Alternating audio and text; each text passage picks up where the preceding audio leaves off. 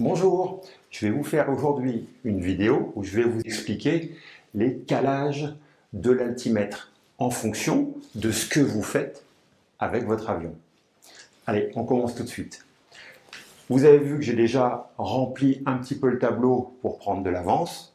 Donc, je vous ai placé un pays 1 dans lequel là, on est en zone dépressionnaire. Ça veut dire quoi? Que l'isobar 1013 est plus bas que le niveau moyen de la mer, la ligne bleue. Et je vous ai mis aussi un pays 2 qui est en zone anticyclonique. Qu'est-ce que ça veut dire pour ce pays? Que l'isobar 1013 est au-dessus du niveau moyen de la mer. Alors bien sûr le tableau est petit, mais il faut imaginer qu'entre les deux, il y a un océan parce que la ligne, l'isobar 1013, ne varie pas aussi rapidement que ça. D'accord? J'ai dû tout condenser dans un même tableau.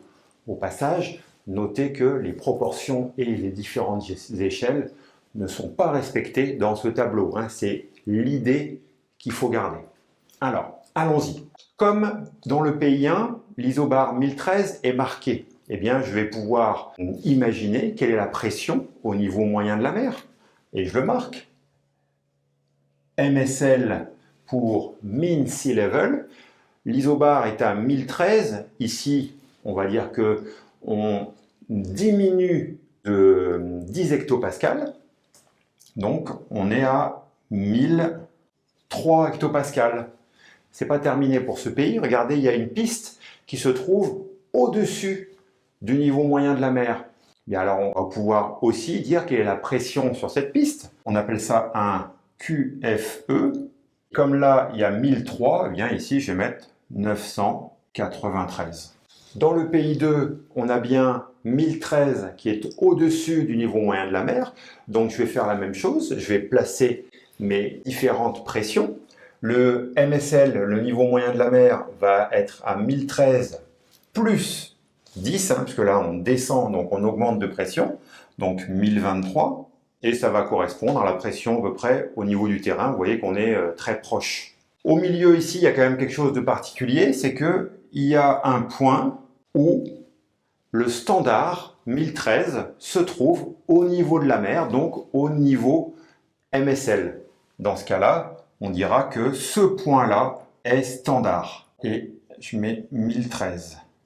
C'est particulier. Et maintenant, je vais prendre un autre feutre et on va voir quelle est la situation des différents avions par rapport à ces pressions. Le petit avion ici, lui, il fait que des tours de piste et il souhaite se caler par rapport à la piste.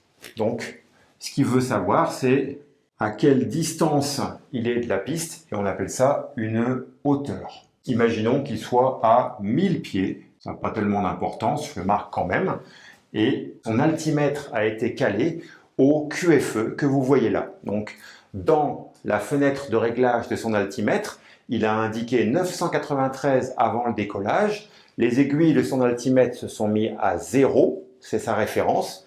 Il a décollé et il voit maintenant qu'il est à 1000 mètres par rapport à la piste. Et c'est tout ce qu'il peut savoir. Il ne peut pas savoir s'il va au-dessus de la mer, à quelle hauteur est la mer, parce que, eh bien, il n'a aucune idée de quelle est la différence entre sa piste et la mer.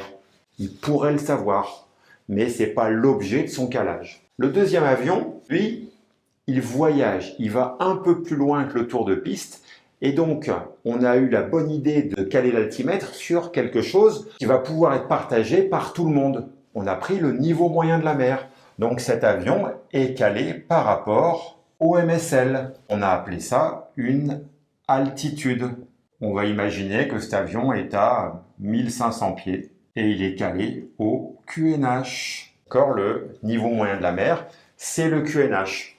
Avant de décoller, cet avion a réglé dans la fenêtre de calage de son altimètre la pression du QNH 1010 et il va obtenir une altitude par rapport au niveau moyen de la mer. Et il se trouve que c'est très intéressant puisque tous les reliefs ont eux aussi un calage QNH. Par exemple, sur les cartes, on pourra voir ici ou ici une référence d'altitude. 500 pieds et ici 300 pieds. Donc notre avion calé au QNH, non seulement connaît son altitude par rapport au niveau de la mer, mais peut aussi connaître sa marge de franchissement quand il arrive au-dessus d'un relief. Il suffit de regarder sur la carte et il aura l'altitude topographique des différents points de la carte. C'est pour ça que quand on est près du sol, qu'on soit un avion d'aéroclub ou un avion de ligne, à partir du moment où on est près du sol, on cale nos altimètres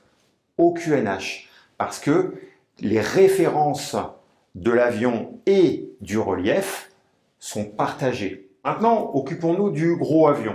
Donc l'avion de ligne, lui, il a besoin d'un autre calage parce que le QNH devient plus assez précis quand on fait des vols transocéaniques lors de croisements d'avions. Il faut absolument que quand deux avions se croisent, ils se croisent des fois à 500 pieds d'écart, il faut que leur calage au moment où ils se croisent soit très précis. Alors on va les caler par rapport à un isobar. On a choisi l'isobar 1013. Regardez la trajectoire de cet avion. Eh bien effectivement, à ce moment-là, il est calé par rapport à l'isobar 1013 et on va dire qu'il vole à un niveau de vol. J'ai mis flight level 350. On va mettre ici niveau de vol. Il est calé au QNE ou calage standard, en référence évidemment à l'isobar 1013. Et regardez sur sa trajectoire, si on regarde quel va être son fly level ici, eh bien c'est le même, FL 350. Si on regarde ici, sans effacer mon dessin, c'est le même, FL 350. Donc vous voyez, qu'on soit par rapport à sa trajectoire ici, ici ou ici, en fait, l'avion de ligne suit un isobar, l'isobar 1013, mais il ne suit pas le relief de la Terre. Donc il peut, comme dans ce cas, être par rapport à la Terre en montée pendant sa croisière ou en descente. Ça va dépendre de la pente de l'isobar 1013 qu'il suit. Pour résumer, il existe quelques petits avions qui font des tours de piste qui sont intéressés pour être calés QFE. Dans ce cas-là, leur altimètre indique une hauteur et la référence n'est que la piste. La plupart des avions qui volent bas, près du sol et qui ont besoin de faire attention au relief environnant sont tous calés au QNH, dont la référence est la pression au niveau de la mer, MSL. Et les gros avions qui volent très haut et qui n'ont pas accès à des QNH assez précis, par exemple en vol transocéanique, eh bien, ils se calent tous par rapport à un isobar, donc plus par rapport à quelque chose de physique. Et à ce moment-là, on dit qu'ils sont en niveau de vol. Alors bien sûr, les avions de ligne, quand ils volent près du sol, ils rechangent leur calage et ils passent en calage QNH. J'espère que ça vous a un petit peu éclairé sur cette technique de calage de l'altimètre en aéronautique qui peut parfois s'avérer un petit peu complexe. On se revoit très rapidement lors d'une prochaine vidéo. Bye!